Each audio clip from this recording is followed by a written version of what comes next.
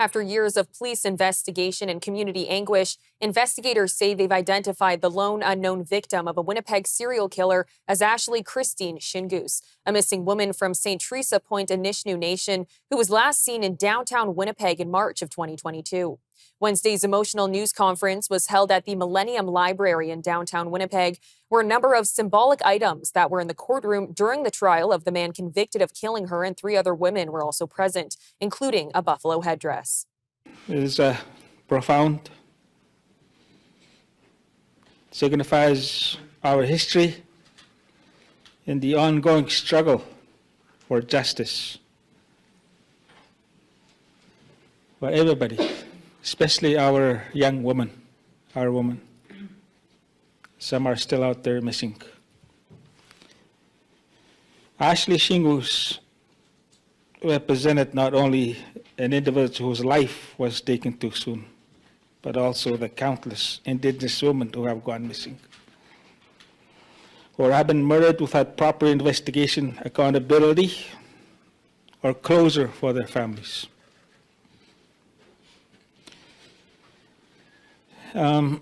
It's a painful story that we have experienced. A painful reminder of the injustices faced by our Indigenous women, from the family, the parents.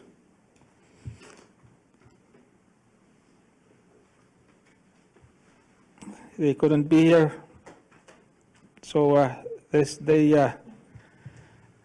they sent this message, and it states, this is from the mother, Theresa Shingoose. She says, please start the search as soon as possible.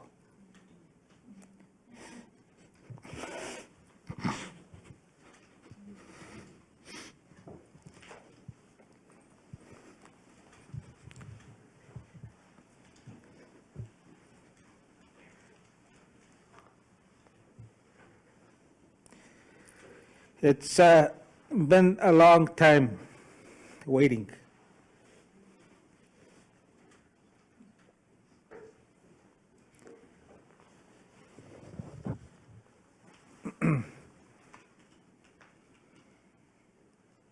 I need to bring her home.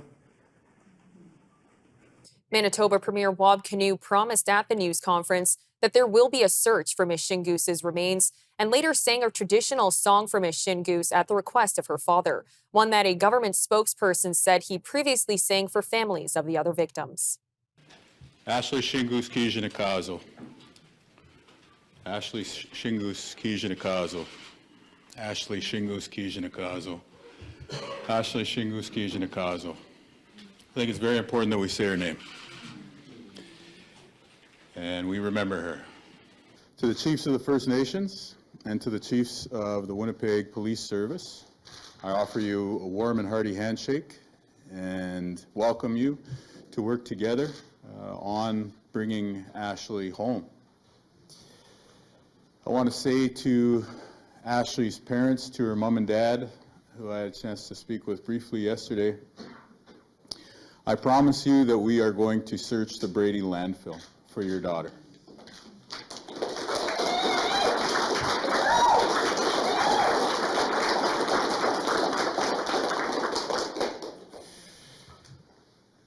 I cannot promise you that we will bring her home, but I can promise you that we are going to try.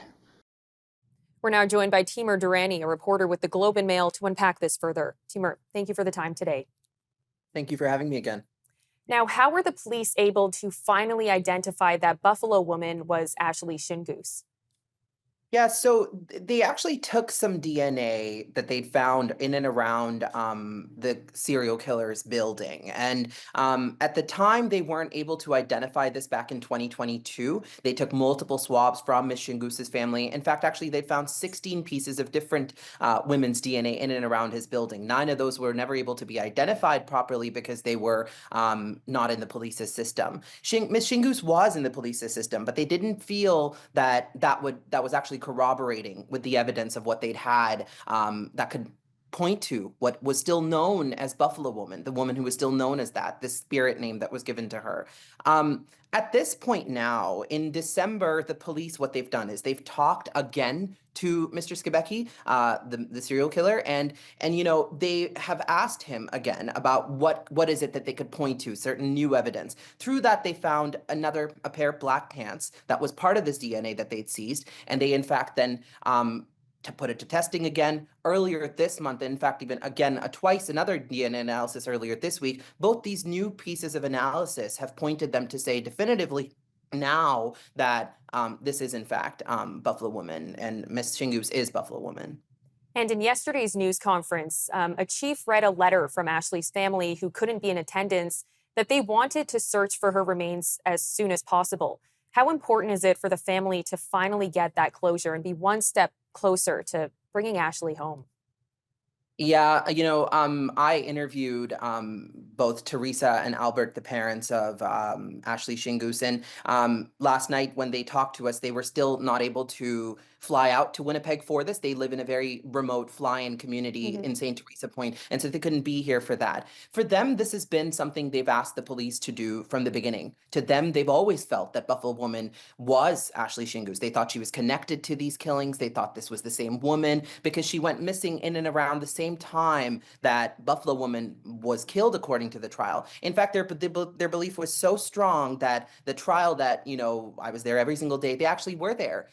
They were there during the two biggest moments. So they were there for the guilty plea, when he was put in for that. They were also there for the sentencing. And in both of these instances, even when the verdict came out, they flew out because they believed so strongly that she was Buffalo Woman. In fact, they've been asking police over and over again to conduct this in a more thorough way, to be able to analyze this evidence in a more thorough way and point to who is Buffalo Woman. It really is the other women's families. It's, Mercedes Myron's family, it's Morgan Harris's family, it's Rebecca Contois' family that have constantly not forgotten Buffalo Woman. And now, as we know, Ashley Shingus, the judge made it a big point to say in his last few words that every single day when the women's families were there throughout that very long, months-long trial, they were also there not representing their own families, but also to represent Buffalo Woman. That was something the judge felt was very important and poignant for that trial. But it wasn't just during the trial, even during every single one of these protests that the women's families have done in Ottawa, in the Manitoba legislature, even in Montreal, where they flew out for these protests.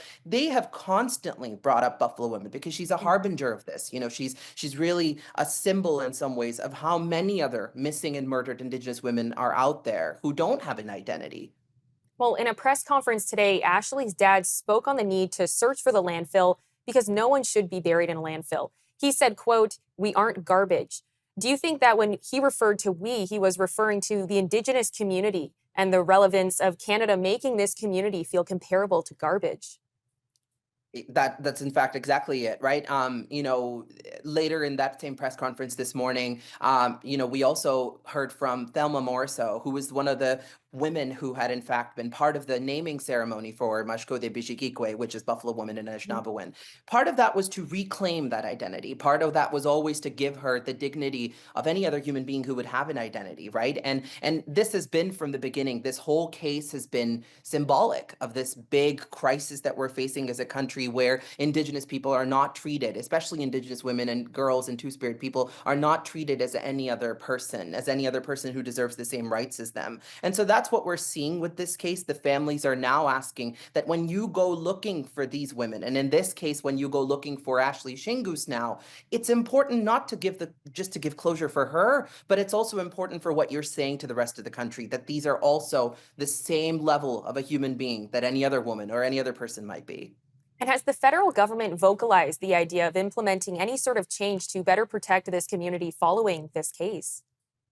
They've offered some, part of the funding for the other two women's search, which of course is now we're seeing quite successful. We've in fact been able to identify their human remains earlier this month. You and I spoke for that, right, on your show. And it's important for the federal funding that's gone towards that search. They're funding $20 million out of that $40 million search.